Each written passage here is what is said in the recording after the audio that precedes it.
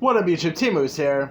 Since I'm doing my reviews for David Fincher movies in honor of his birthday, here's my review for probably one of my favorite films of his, maybe a little more of his confusing ones, but it's still pretty good, and that is his 2001 film, Mulholland Drive. Now, Mulholland Drive, by the way, literally turns 20 years old this year. Wrap your head around that. Now, Mulholland Drive was a film that really put Naomi Watts on the map. I mean, she's done stuff beforehand, but this is actually the film that really put Naomi Watts into film stardom. And this is a really interesting film. It stars Naomi Watts and Laura Herring. And it's interesting that Laura Herring is not as big as Naomi Watts was, because I thought she was great in this film too. But anyway, you got Herring, who plays this dark-haired woman named Rita, who has like amnesia after a car crash, and so she wanders the street of L.A. in a dad's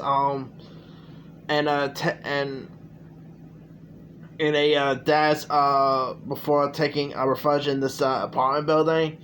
There, she ends up being discovered by this woman named Betty, played by Naomi Watts, who is this Midwestern blonde, who totally reminds me of like a blonde actress from the 30s and 40s in a way.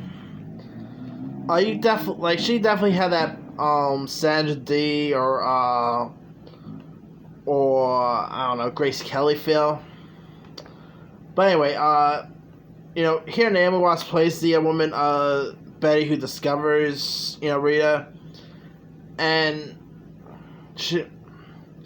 she ends up coming to the City of Angels seeking fame as an actress, and together the two attempt to solve the mystery of Rita's true identity. And it is like set in this dreamlike LA, and it's a really intriguing mystery thriller film. You got a really interesting cast here. You had Michael J. Anderson, Ann Miller, Justin Theroux. You had Melissa George, Billy Ray Cyrus was even in this, the late Robert Forster. You had Mark Pellegrino, Patrick Fischler. You had Catherine Town. You had some really solid cast lists in this film. It's a very it is a bit erotic as well. There is a interesting moments with Naomi Watts and Laura Herring's character, and yeah, I'm not really going to go into any details, but if you've seen the movie, you know what I'm talking about. There is, I'll just put it this way, there is a love affair that happens between the two. This movie is really intense. It has some great twists at the end. I'm not going to spoil it because I don't know how many people still haven't seen Mulholland Drive, but the twist in this film is really intense. Naomi Watts, probably my favorite film of hers. I've been a fan of Naomi Watts for years. Whether you talk about Birdman, whether you're talking about, I don't know, King Kong, Naomi Watts is just great. And I know she was terrific in this movie. It's a really decent film. It's always really cool seeing a movie like this that takes place during the LA highlights, so that's pretty cool. And Robert Forster as the detective in this was, pretty cool to watch. Justin Theroux plays like this movie director in this film.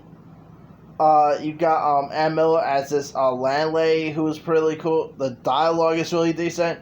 It had a bit of a feel of like an Alfred Hitchcock film or Christopher Nolan's movie Memento in a way.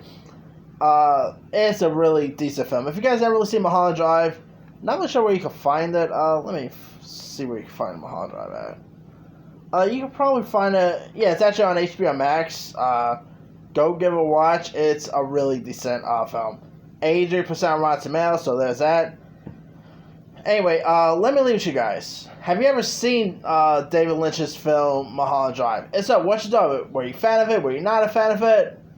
Drop comments below. Don't forget to like, subscribe, hit that bell for more notifications. This is T-Moose signing off.